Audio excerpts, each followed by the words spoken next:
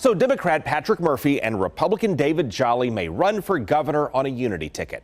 Patrick would be a Democratic nominee. I'd be a Republican running mate. Polling shows this bipartisan duo would in fact have some appeal, but they also have some problems that could doom them from the start. We'll start with David Jolly. Listen, there's a reason that I was abandoned by my own party at the end and attacked by the Democratic Party. Yeah, the man who hates big money in politics and got chewed up for fighting big money in politics would suddenly need big money in politics. And he would have to shift his focus from President Trump. If the election were held this year, should be challenged from within our own party. Would you rule out challenging himself? If that opportunity arose, it's of course something I'd strongly consider. And the man who would strongly consider running for president if drafted would wind up running for lieutenant governor. Best case, he wins a position with no official responsibilities beyond making sure his running mate isn't dead, that even the current lieutenant governor would not defend keeping. Well, it's in the state constitution. Would you support wiping out the position entirely? I think that's up to the voters. They're the ones that created it. They'd have to be the ones to decide. If this came up on the ballot and you had a vote, which way would you vote? I don't know. Ask me if it's on the ballot. Meanwhile, the man at the top of the ticket, Patrick Murphy, would get hammered just as he did when he ran for Senate. Being a CPA, that means the sort of mindset. But Murphy has never been a licensed CPA in Florida. He failed the CPA test 5 times. The CBS station in Miami already ran an expose that gave his rivals a blueprint on how to hit him. And a so-called small businessman? Outright false. Murphy was not a small business owner. Now, to Murphy, big money attack ads are just part of the nonsense in politics, but that's actually his biggest problem in this. The truth is, I got into public service naive, right? Earlier this year, he told me he's not running for governor because he does not want to deal with big money and the rest of the nonsense. But there is so much nonsense involved in the job nowadays, right? With the fundraising, with all the other sort of political games and ego that is played in Washington, D.C., and Tallahassee for that matter, that it's very frustrating. And if he wins, he'd get swamped with more of the same kind of nonsense he said he's not up for. And that's before the 60-day session, which always seems to bring out what we call 60 days of stupid. It's time now for 60 Days of Stupid. Our state leaders have always had a knack for bad optics that could all embody the state of our state. Liberty! Liberty! Liberty!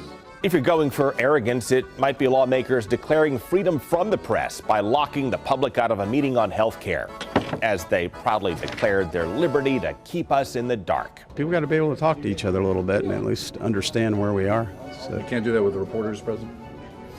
Well, it shows it puts a little different light on things when all the lights are on and the camera's on. Liberty! Liberty! Liberty! Or if you're going for absurdity, there's always the crackdown on sex in public park toilets that busted the House sponsor of the crackdown soliciting sex in a public park toilet. I wish this situation to no one. Or if you're going for tone deaf, you could always call up Governor Scott, ripping politicians who support jobs out of state. They don't understand how jobs are created. In an ad he shot in Washington. Politicians in Tallahassee don't get it. Or the governor rolling out his Florida First Jobs tour on a bus from Tennessee. Oh, gosh. Or the governor unwittingly insulting the King of Spain, who was racked in scandal for shooting an elephant, by asking about the dead elephant. I've ridden elephants. I've never tried to shoot one.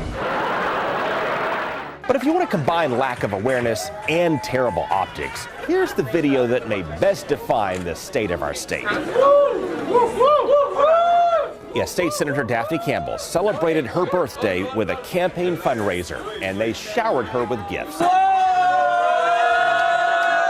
Actually, the real gift is inside that plain brown bag. She got a Kate Spade purse from a lobbyist who literally carries handfuls of cash in his coat pockets. And money's in it too! And there's the lobbyist stuffing her new purse with cash that she did not report. Thank you! He's a lobbyist who pushed for medical legislation, and she's the senator who sponsored it. When asked, she said, people can't donate to your birthday anymore. They both said they didn't really exchange that money and that this moment was just a joke. But she may not want to joke about that sort of thing, especially after she's filed inaccurate campaign finance reports and has been slapped with IRS liens, and her company was investigated for Medicaid fraud, and her husband and son were convicted of money crimes, and because a lot of voters already think our state government is a joke. Liberty! Liberty! Liberty! Now, the good news is that politicians answer to people, and people on both sides are getting more engaged, and some lawmakers on both sides have plans that could make our government more transparent and less defined by the bad optics they often project. We'll work through those plans in the coming weeks on Money, Power, and Politics.